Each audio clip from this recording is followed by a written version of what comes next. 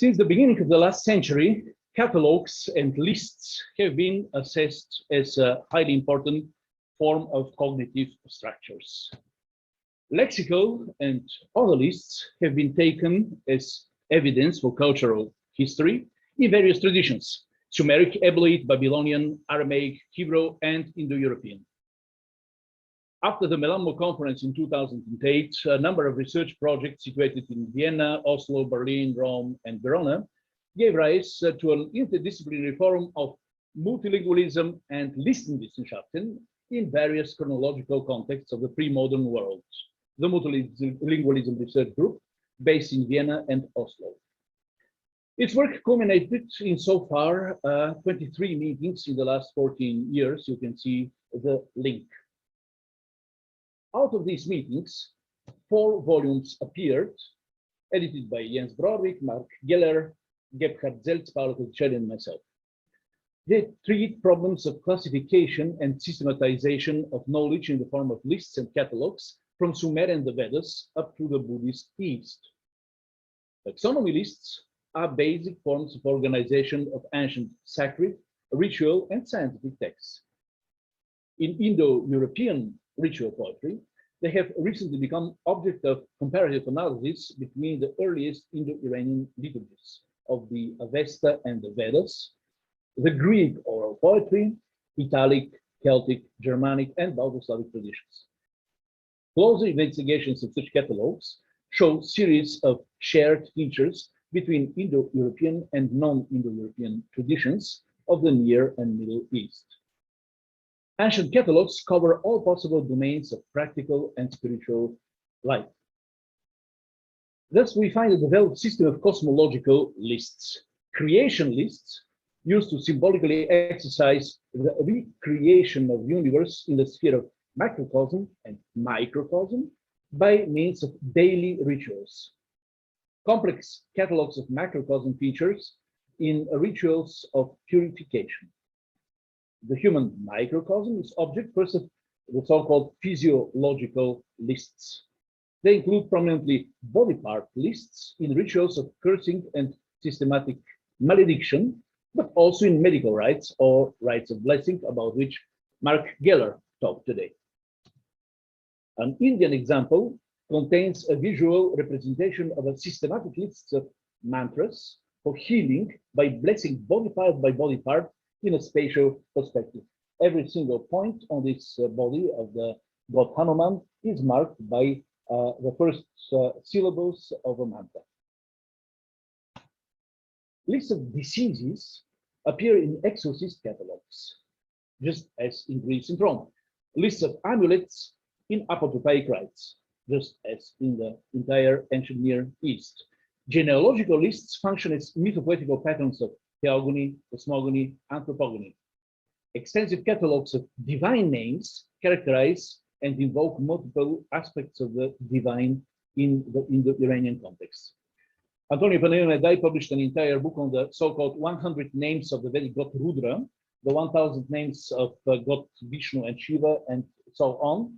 Here, I'm not going to stop on that subject, but you can see that names can be short mantras, and their recitation is recommended 1,000 and even million times, such as the 100 names of Rudra, which is a text of 11 stanzas. And these 11 stanzas, called Anuvakas, have to be recited 11 times 11 in the morning, and then 11 times 11 times 11.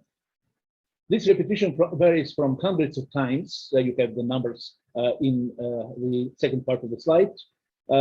Independence and correlation with the addressed divinities. For instance, for Durga, 9 times, 11 times for Shiva, 12 times for the sun god, 16 times for Vishnu, and 21 times for god Ganesh. Another type of lists are the ones of hypostatic appearances of a deity, especially the deity which body shifts through various animalistic forms of transformation. In Iran, we have the 10 different appearances of the war god: a stormy wind, bull, horse, male camel, boar, young man, rapacious bird, ram, he-goat, warrior, and that reminds us very well of the 9 avatars of Vishnu in the Indic tradition. So there must be both inherited elements inside, perhaps even from Indo-European times, if we think about the chthonic and animalistic representations of specific Greek and especially Germanic gods, but also aerial influence of secondary character. Other lists are the so-called arithmological or numerological lists, which contain enumerations in numbered items of what Umberto Eco used to call closed or open, etc. lists, in which characteristics of the divine are listed in harmonic sequences of ones till tens, of tens, of thousands, of 10,000s, and so on. We have quite, of course, topological, chronological, sociological, and even axiological lists, which contain concepts and values. More complicated are the lists containing routines and ritualized procedures. The entire system of the Western liturgy, prone to be called Zoroastrian liturgy, even if it came to existence in a very long time, a period of something like 1,000 years, consists of 27% of repetitive lists, which are harmonically in kind of concentric circles repeated within the ritual day of the Western ritual.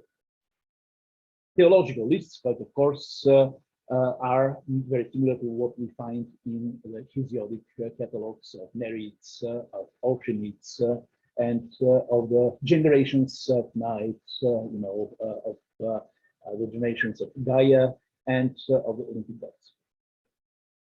Now, if we concentrate on the ritual litanies as meta lists, it's a kind of catalogues hyperlinked between each other, we can see that elements of the universe are linked in the so-called cosmological lists. So creation catalogues simulate the demiurgic activity of the divine creator and are recited within the daily rituals. By reciting them, by cataloging the universe in a liturgical context, worshippers try to magically recreate it here and now. Here comes an old Iranian example from the most ancient liturgy of Zarathustra. So we worship now Ahura Mazda, who created the cow and dragons, created the waters and good plants, created light and the earth and all good things. Now, we have a very similar element in later Old Persian texts, still of Iranian, but of West Iranian origin, that says a great god is Ahura Mazda, who created the earth here, who created the heaven there, deictic, who created man, who created happiness for men. The ritual, formulaic character of such catalogs is evident. They are repeated litanies of traditional oral liturgies, as Watkins observed. Their organizing principle is enumeration of single items expanded to pairs, dyads of pairs, like meridians and antitheses, earth and heaven, light and darkness, water and fire, with a poetic concatenation of the cosmic items. Now I would like to show you a much more complex list series. It's an archaic layer in the Western liturgy that has good Vedic parallels and can be regarded as Indo-Iranian ritual heritage. The list appear in a crucial position of the litanies at the very end of the Western Lord liturgy. We worship all waters, the ones in the springs and the ones in the courses of rivers. All plants, the ones that grow on shoots and roots. We worship the entire earth, the whole heaven, and all the stars and the moon and the sunlight. The entire light space, transcendental, yeah, and we worship all the animals, the aquatic ones and the ones on the earth, and the flying ones and the ones in liberty, and the ones of the pasture. The next stanza continues, we worship these waters and lands and plants, places and dwelling places and pastures and residences and water places. And it's Lord of the dwelling place here, Ahura Mazda, the supreme god of the Western temple.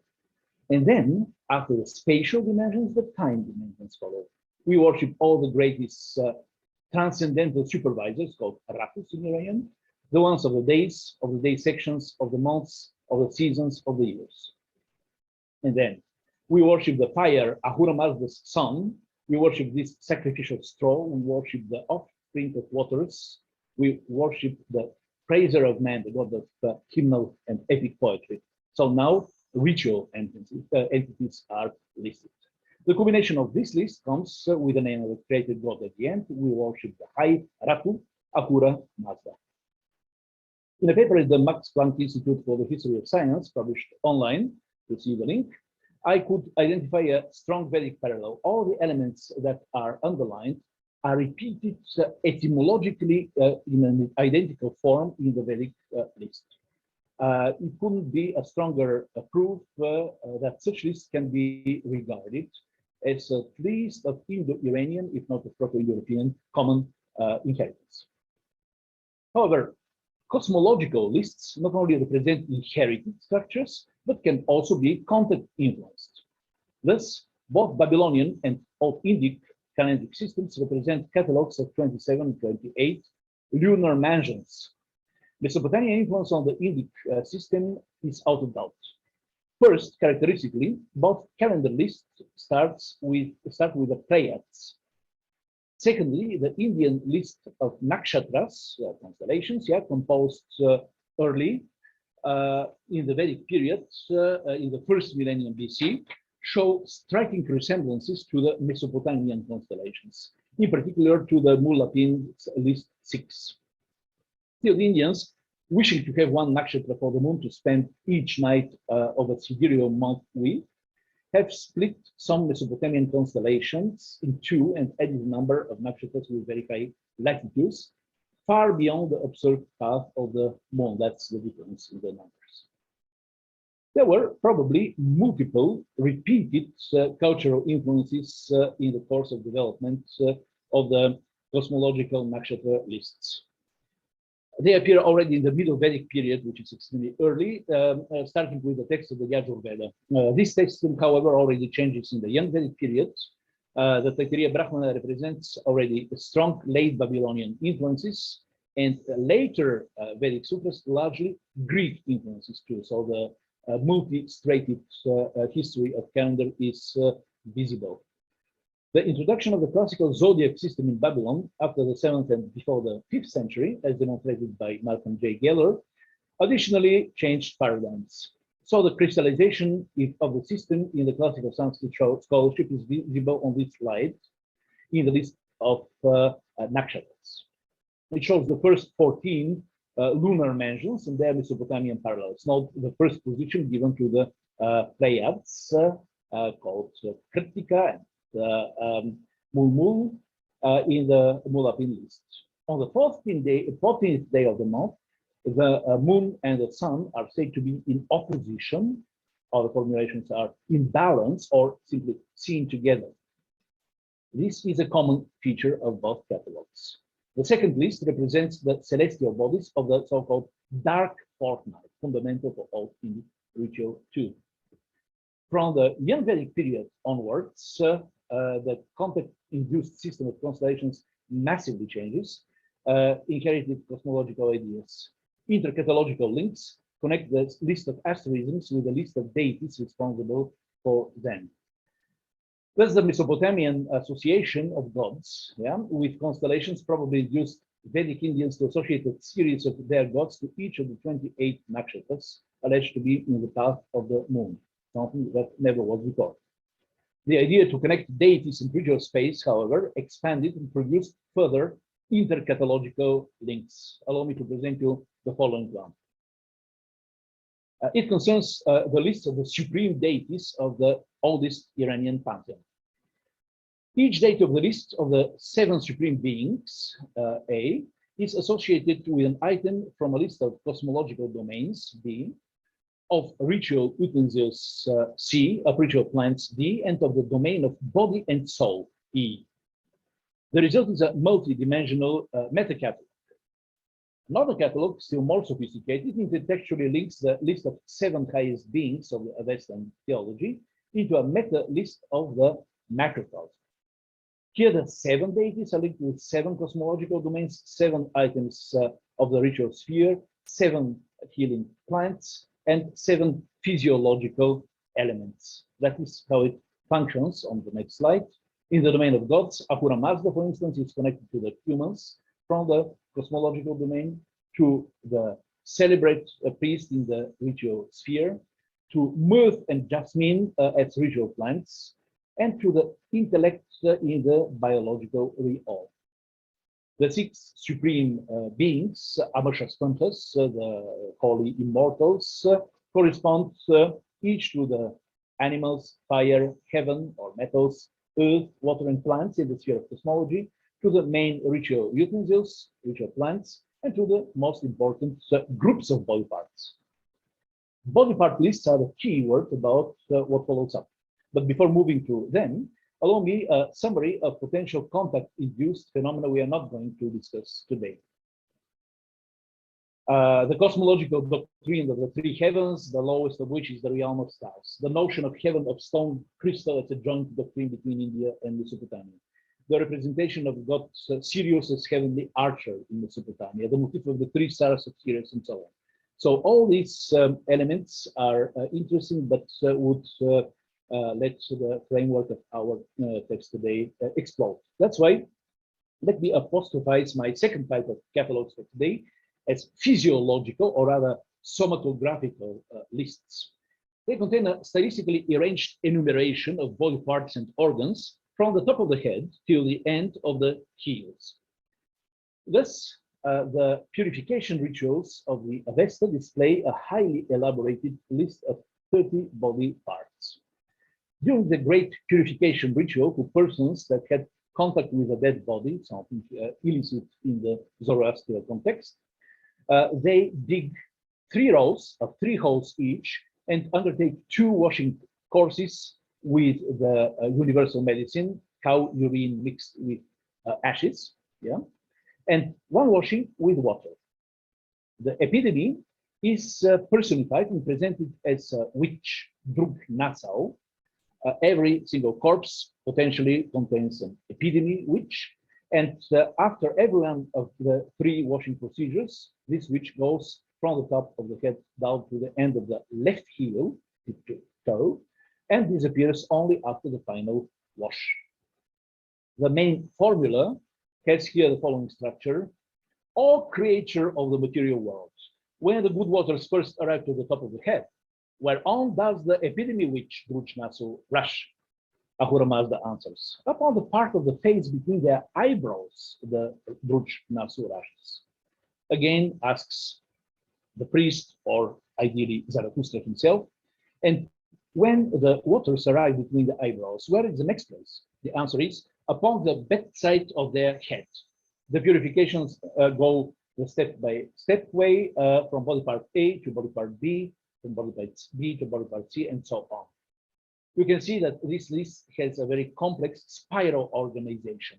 We can call it double directionality from the upper body part to the lower one, and from right to left. In the end of the sequence, at the left sole, the witch disappears. In the context of Indic culture, Vedic purifications and healing spells list body parts, but also classify them in groups. In the well-known magic spell from the Rig Veda, an incantation against emaciation or consumption, Yakshma, all the body parts concerned are listed individually, including different internal organs, bones, joints, hairs. Then the 3 generic terms appear as distributed geminations and summarize the single body parts into the categories limbs, hairs, and joints. Finally, these generic terms themselves are once again recapitulated by the general term Sarvasmat Atmanos, the whole trunk, the whole torso. We have parallels in Germanic that have been delivered already in the 60s of the 19th century by Adalbert Kuhn. As we know, we have to do with an Indo-European corpus of healing lists. Mantras from the Atharva Veda Book 4 contain the spell marrow with marrow together be set, skin with skin let grow, and let thy blood grow with blood. This used to be 150 years the best parallel. However, we just discovered another one published in the new edition of the newfound Atharva Veda Sanhita, Paipalada version. It is now the best preserved parallel to the Germanic formula, but also contains a hidden element of surprise. The formula let marrow go together with marrow, etc., is expanded by wordplay between the plain name Rohini and the magical effect of growing that it's supposed to have on the broken bone. Let your blood grow with blood, let flesh grow with flesh. Grower are you, healer, grower of the broken bone. Now, this is an etymological or para-etymological connection between the healing power of a medical plant and the constellation Rohini, which has the same name, yeah? Rohini meaning the grower plant, biological designation in the creature context of the plant, and the second nakshatra of the zodiacal system of Indians. It is established in a magical etymological way of analogy via the hidden meaning of the name Rohini, a homonym of the other Rohini, originally etymologically not connected, the second one meaning red. At any rate, it shows the tendency to associate the magic event of pronouncing the spell for healing a bone with the calendrical dies fastus. In the earliest period of Vedic astrology, there were dies fasti for each individual medical activity, including individual healing actions. Similarly, there are individual dies fasti in Babylon up to the 7th century BC. Body part lists there were arranged after traditional principles, again from tip to toe. You see the parallels. After the introduction of zodiac, the Babylonian doctrine of melothesia came to existence. It connected body part regions and zodiacal regions from the head, which was identified with the constellation of Aries, up to the heels, Pisces. Similar tendencies in Sanskrit mystical medicine represent Mesopotamian influence too. There is a huge list, which I'm not going to read up now. Before summing up, I will just show you its structure. That is from the Atharva Veda around 1000 BC. And it's a spell which enumerates individual organs or pairs of organs, starting with the declaration, here and now I'm splitting your head, sorcerer. It's a magic against black magic. Yeah? Hail, Svaha. Here and now I'm piercing your brain down onto the earth. Here and now I'm splitting your jaws, sorcerer. Hail. Here now I'm piercing your tongue on the earth. You see the rhythm.